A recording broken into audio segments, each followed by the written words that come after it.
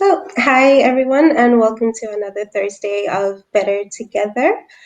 My name is Angelique, and thank you so much for taking the time to join us today. My guest already on screen is Ulrikke from Sensorita. And what Sensorita is aiming to do is to make our cities a little bit more greener by providing data analytics into waste trends and also consumer behavior to enable us to better identify and make improvements within our waste collection systems. A little bit of housekeeping just before we kind of get the ball rolling. You can leave a comment on the right. There's a comment section, and there's also an ask a question button at the bottom. But it's okay if you do end up popping some of the questions in the comment section. That should be absolutely fine. Without further ado, welcome, Ulrikke. Thank you, and thank you for having me. It's a pleasure having you. I thought we could just start off a little bit with you introducing yourself and Sensorita more than in the nutshell that I provided. Sure. Yeah, as you said, I'm Ulrikke, and I'm one of the two founders of Sensorita, we are a very new company. We were founded this year only. So we're right in the middle of our big journey. And I founded Sensorita together with Emil, who's a very close friend, and we were classmates for 5 years during our studies. And Sensorita's journey actually began in our first year of our master degree when Emil had an internship in Avfall Norge, which is kind of like the organization for the waste industry in Norway. And he was introduced to some of the issues in the waste management industry. And later he had various optimizing projects, especially in Asker municipality, where he analyzed a lot of data collected from the waste truck. And that was weight data. So they had weighed the waste bins when they collected the waste. But he saw that the data was quite bad and insufficient, but there was a lot of potential in that kind of information. So at that time we were living together in a shared flat, and he was like pulling his hair like, this could be so great, but it sucks. And then I said, yeah, well, why don't we do something about that? And that's basically where the idea began. And we thought, if we could measure the volume in the waste bins, then you can actually see how well all the waste bins in one municipality are utilized, and then you can gather more information and start optimizing the whole waste collection process. And then we contacted Asker municipality and said, hey, we have this idea. What do you think? And they said, yeah, that's a really great idea. And we are willing to pay money for this idea. So you're like, okay, yeah, there is something here. And then we were really lucky to be granted 1 million Norwegian kroner from the Norwegian Research Council. And then, yeah, that's how our whole journey began. So it was a very exciting beginning for us. Yeah, and were you studying? You were studying at the same time when you started developing this. Were you guys studying anything within waste management, or what was it that you were studying? Yeah, I'm still a student, and both Emil and I have an engineering background. Emil is more like a data science engineering, and my background is in construction. So it's not really related to waste management, but it also understanding how the construction business works as well has proved to be quite helpful, since more than 1/4 of our waste actually comes from the construction industry. So there is a lot of opportunities both in household waste, but also in like more business construction site related problematics, which are the problems are quite similar, and they're all about how to collect the right data and information in a smart and effective way. And just wondering, what is perhaps the difference within when you look at volume as opposed to weight? What are kind of the nuances within that? Yeah, weight is there is like some in some places weight are already measured, and it's a lot easier to measure the weight because you can just put a scale on the waste truck. But the volume is more complicated because you have the technology is more complicated and the solutions as well. So it's a larger challenge, but if you are able to crack that challenge, then you can see then you can well, we believe that volume is a more relevant information to have, because then uh, a container can be full with plastic that doesn't weigh much, but if the same weight is in food waste, is quite heavy. But of course, if you have both, then that will be the best. The more, the better. Yeah. And if I could just kind of pick up a little bit on what you just said, what are some of the other challenges that you guys have met so far while developing this? Yeah, that's quite a few, and that's also one of the reasons why no other companies have been able to implement volume sensors in a large scale already. But so most of I have this like bin here for illustration. The immediate thought that we also had was to place the sensor in the lid of the bin, so that you will have one sensor in each bin measuring the volume, which is a fairly simple sensor. However, when you think about it, it's quite problematic, because in one municipality, like for instance Asker, that we work with now, they have 150,000 of these. So imagine placing 150,000 sensors, and the production, both the cost but also the impact on the environment, because they have to have batteries, and the batteries will have to be changed, and these will break, and just the maintenance required to sustain the system will be huge. So we thought, how can we collect the same information but in a smarter way? And what is the information we actually need? Do we need to know how full these containers are every single minute of every single day? Probably not, because it's very difficult to change the routes they're collected at every single day. Most of these routes are based on local knowledge, because you have to know whether you can how icy is the road in winter.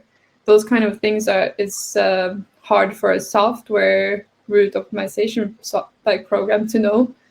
And there are also some roads you have to go downwards, because you have to back up in a special angle, and if you come the other way, that you won't be able to do that, etc. So we thought uh, these kind of route optimizations and like measures to make the whole system more efficient has to be done at more like a systematic or structural level. So the data you need for that is not the live data, it's just a lot of data. So if you place the sensor at the waste truck itself, and then you can measure it at the time when you collect it, and then you can see, oh, this was 50% full, this was 70% full. And then you will know how well how well the capacity is utilized in these bins. So going from a in the bin kind of idea to on the truck kind of idea, there's also a whole lot of new challenges coming with that shift.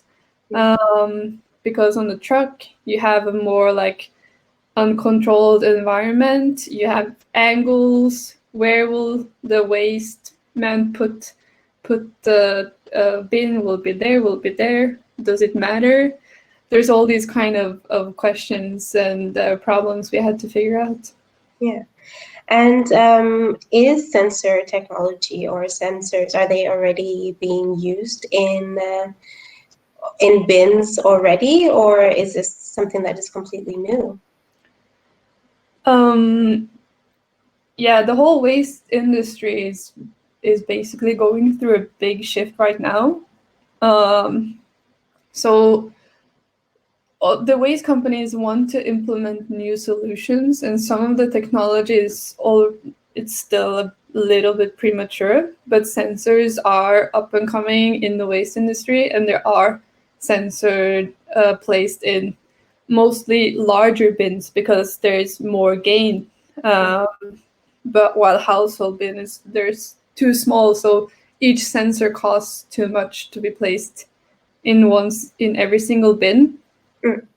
But yeah, there is definitely a request from the markets for more sensors, and there are already still sensors. They're using a little bit different technology than what we are using, and we think the our technology also opens up a whole lot of other possibilities as well to learn more about what's inside our waste, not just the volume, but also running algorithms to detect what kind of material is in the waste.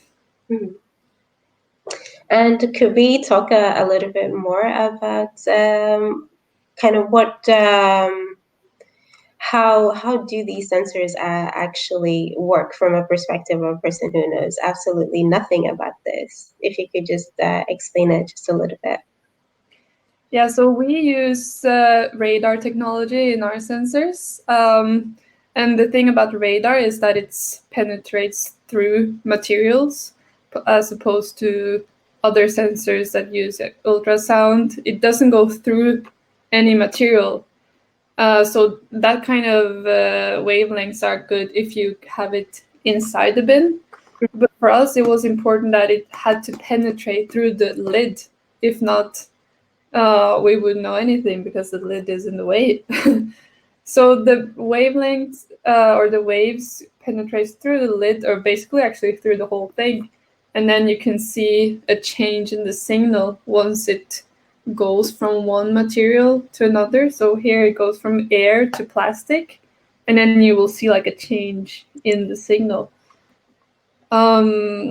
So yeah, I don't know how much detail I should go into the whole technology, but what's unique about it is that you can see through the whole material, or just through the whole bin, which is pretty cool. Nice. We have a question over here from Fad, and he is asking, how will having more data affect how people throw waste? Do you think that this can help us change our waste habits?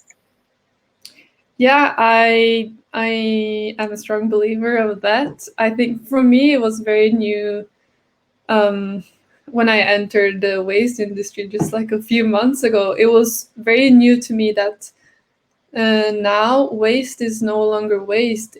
Waste is looked as resources from the perspective of the industry.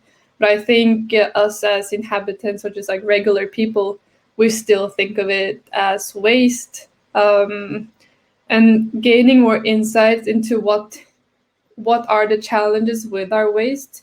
For instance, paper is sold at the market, so is steel, metal, glass. Those are valuable resources. But once they are polluted, so if I throw food waste in my paper bin, that ruins the whole batch, and it becomes it's not doesn't have any value at all. But before I did that, it actually had a value, and it was a resource, not waste. So I think that that was new for me, and I think that could help us. But also, what we want to do with our sensor too is to measure the volume in the waste, of course, and you can link it up to the identity of the waste bin, so you can see how that changes over time. And especially in those municipalities where you have one bin for each fraction, so you have one for paper, one for plastic, etc. It's quite easy to measure how the volume, the percentage of the volume changes over time, so you can see how you yourself are improving, and you can see how you can use that information also to measure effects of campaigns. Yeah, what was the word again? Not attitude campaigns, but I don't remember. I think it was campaigns. Actually, is pretty much it sums it up. Basically, they kind of awareness campaigns. I believe that. awareness campaigns. Yeah, because right now we don't have any tools to measure the real effects of awareness campaigns.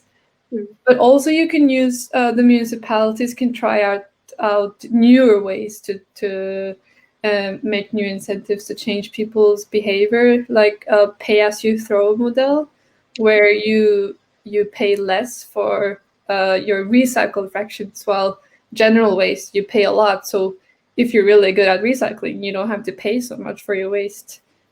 But also trying like more newer things like gamification, where you can have like two apartment blocks having a competition or something like that. There's a lot of new, like possibilities opening up with once you have more information. Yeah, and actually having more information, does this make things easier, or does it actually complicate what seems like an already quite complicated system? Yeah, it is like you're saying. It is a very complicated system, and also a complicated value chain. And I think in order to, and waste is one of the biggest challenges of our time. It's a huge problem, and in order to make changes, you actually have to know where the problem is and where the potential for change is. Right now, we don't really know. I recently talked to a municipality that implemented sensors in some of the huge bins they have, and it costs a lot of resources to empty them. And they thought they had optimized their solution as far as they could, but once they had the data, they saw, oh, actually, we are running this like truck one unnecessary time a week. So they collected the waste 7 times a week, and now they're collecting 6 times a week. And they could only do that change because they had the real facts, not. I mean, human intuition has its limitations. And we have another question over here. It's from Sigurd, and he's asking, is it possible to, for example, see how much of how much of plastic waste is actual plastic? Could you use that information to give a recycling score back to the consumer? Yeah, that's a very interesting question. And that's what we're aiming to do eventually with our sensor. Right now, we're focusing on volume, but we hope to use all the data we generate from volume and measuring plastic. We can use it to run binary algorithms to find whether it's not plastic that's in the bin. And maybe we have to combine it with another kind of technology. But that's definitely our goal, is to see how clean is each fraction. Because, like I mentioned earlier, a polluted fraction doesn't have much value, while a clean fraction has a lot of value. and that information can be used to communicate back to the consumer or the inhabitant, but also to the recycling central or the where they manage the waste later. Mhm. And you can know more about the waste that's coming in, and what that will also determine what you will do with it once it's in there. Yeah, super interesting stuff. And I'm just wondering, do you see that people are kind of beginning to see waste more as a resource than something that we just generally don't think about, or have there been any trends that you've kind of noticed within how people recently are perceiving waste and how much we waste? Well, yeah, that's a difficult question. The thing I've seen that the shift has started in the industry itself, and that's definitely the first step because those are the ones dealing with our waste, Yeah. and then our perspective will probably come afterwards. But just we are doing okay on sorting out our waste at home, and there is still room, like a lot of room for improvement, and we haven't really reached um, the percentage that's required by the European Union. Mm, So there is a way to go, but at the same time, it's not only us as consumers' fault because mm, most of our things are not made to be recycled. It's not made to be repaired.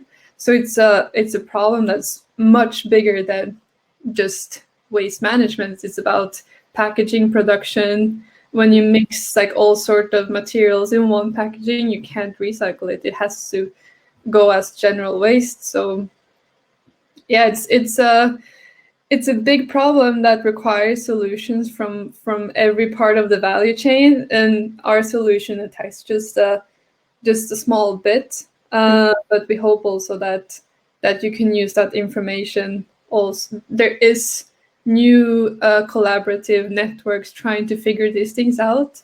mm. So we hope to be part of the solution. I don't think there's one single solution for this problem. Yeah.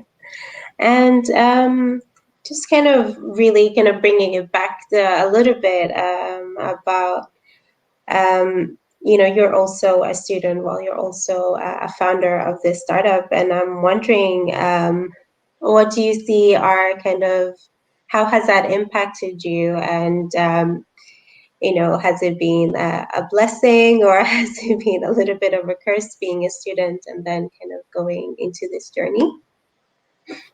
Yeah, it's definitely both a strength and a weakness being a student, because you're not taken as seriously, because you're young and naive. But I think that's also one of our biggest strengths in this case, Mm, and maybe especially in these uncertain times that we're not used to having a 8 to 4 kind of job, and we are very used to not knowing exactly what we're doing. The point of studying is to learn new things, and it has been the same journey so far with Sensorita, that we have this goal. We don't know exactly the path there, but we're quite used to trying to come up with solutions, and we're really lucky to be part of a community in Startup Lab and also at our university, where it's a short way to professors who are experts at materials or experts at wavelengths or experts at sensor or data science. So um, there's a lot of things we don't know ourselves, but we're very lucky to be surrounded by people who know a lot. that's super. And we're actually just about to finish our talk, and I'm just wondering, do you have any kind of message or any kind of last comments for this talk? Hmm. I hope that one of the challenges we're thinking of is um, how well monitoring people's waste will be received, and I hope that people will see it as a whole lot of new opportunities and possibilities to solve this problem, rather than an invasion of privacy. Yeah. We I also hope so because as you mentioned, that this is quite a big problem and it does need to be taken and approached from very many different angles and by very many different people, and each person is significant in what we can contribute, no matter how big or how small. So, and I think it's also fantastic that you guys and Sensorita are actually working towards this and really just filling in the holes just one fraction at a time. I think that's also extremely exciting and has been a super insightful talk. So thank you so much. All right. Thank you for. Oh, sorry, your sound just kind of died there a little bit. I didn't hear the last thing you said. Can you hear me? I just said thank you for inviting us. I guess technical issues will always be part of online events. Yeah. Luckily, we're at the end. So thanks again. And thank you, everybody who's tuned in. Wish you a lovely Thursday and enjoy your lunch. And we'll catch you in 2 weeks. See ya.